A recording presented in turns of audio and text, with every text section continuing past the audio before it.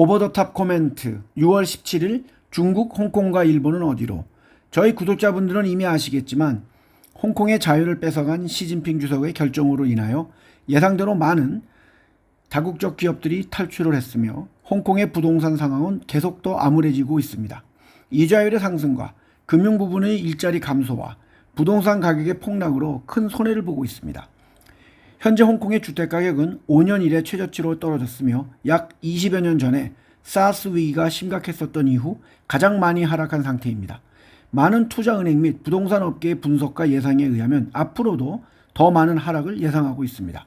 또한 홍콩 정부는 지난해 국가안보를 위협하는 범죄를 저지른 혐의로 기소가 된 해외 활동가 13명 중에서 영국으로 도피한 6명의 여권을 취소했습니다. 지난 3월 통과된 국가보안법에는 홍콩 당국의 여권 취소를 포함한 추가 집행 권한까지도 있습니다.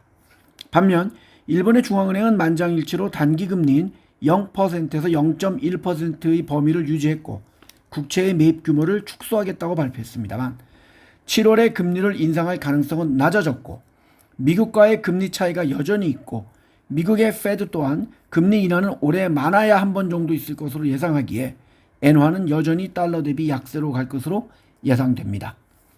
또한 치명률이 30%가 넘는 것으로 알려진 연쇄 상구균 독성 쇼크 증후군 STSS라고 합니다.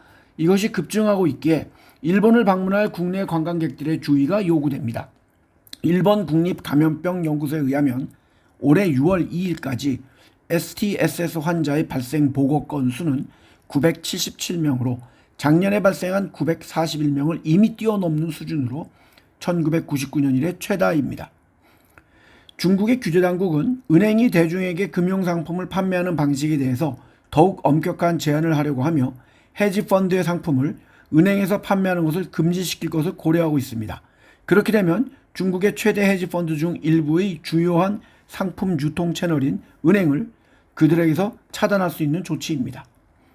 유럽연합의 집행위원회는 지난 10월에 시작된 중국산 전기차 보조금 조사에 이어 7월 4일경에 시행될 예정인 전기자동차의 관세를 기존의 10%에서 추가로 최대 38%까지 부과할 것이라고 BYD나 GD나 상하이 자동차 등 중국의 전기차 업체에 공식적으로 통보했다고 밝혔습니다. 여기에는 중국에서 생산된 테슬라와 BMW도 포함됩니다. 중국의 전기차 제조업체는 수년간 유럽에 공격적으로 진출했었습니다. 올 11월까지 EU의 27개 회원국이 승인을 하면 향후 5년간 시행이 확정이 됩니다. 하지만 독일, 스웨덴, 헝가리 등 일부 국가들이 중국의 보복 조치와 자국 업체에 대한 불이익을 우려해 반대를 해왔기 때문에 합의 도출은 쉽지 않을 가능성이 있습니다.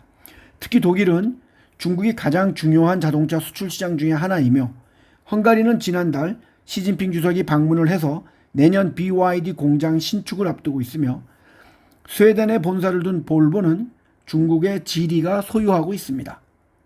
항상 반골인 프랑스는 자국 자동차 산업 보호를 이유로 중국산 자동차에 대한 고율 관세를 찬성하고 있으며 중국은 반발하며 즉각 시정을 요구했습니다. 한국산 전기차의 경우에는 한국과 EU 사이의 자유무역 협정에 따라 무관세로 수출되고 있습니다. 이번 조치는 미국이 중국 전기차에 대한 관세를 100%로 4배 인상한 지 한 달 만에 나온 것입니다. 세계적인 명품 브랜드들은 중국에서 전례 없는 수준으로 할인을 하고 있습니다. 이는 현재 중국 소비자들이 지출을 하지 않고 있기 때문에 재고에 대한 공포가 커지는 것을 반영합니다.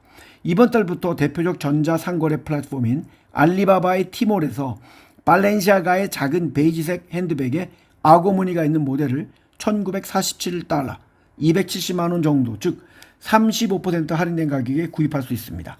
이미 발렌시아가는 올해 1월부터 4월까지 할인 제품 수를 2배 이상 늘렸으며 티몰 재고의 10% 이상을 차지한다고 했습니다. 베르사체, 지방시, 버버리도 티몰을 비롯한 중국의 전자상거래 플랫폼에서 가격을 절반 이상 인하를 했습니다. 발렌시아가를 보유한 케어링 주식은 지난 4월 중국에서 또 다른 보유 상품인 구찌의 판매 부진으로 상반기 이익이 최대 45% 감소할 것이라고 경고했으며 런던 증시에서는 버버리 그룹의 주가는 미국과 중국의 수요 부진으로 지난 1년 동안 반토막이 났습니다. 반면 에르메스, 샤넬, 루비통, 플라다 등은 가격 경쟁에 뛰어드는 대신 자사 제품의 전자상거래 노출을 제한하고 있습니다. 또한 명품의 원가에 대한 재미난 발표도 있었습니다. 크리스찬 디올 매장에서 2,600유로, 385만 원 정도에 팔리는 크리스찬 디올 가방의 원가가 53유로, 8만 원 정도에 불과하다고 합니다. 이것은 이태리 밀라노 법원이 디올의 가방을 제조하는 4곳의 하청업체가 중국이나 필리핀에서 온 불법 체류자를 주로 고용하고 노동 착취를 조장하거나 방치했다는 혐의를 수사하다가 밝혀진 사실입니다.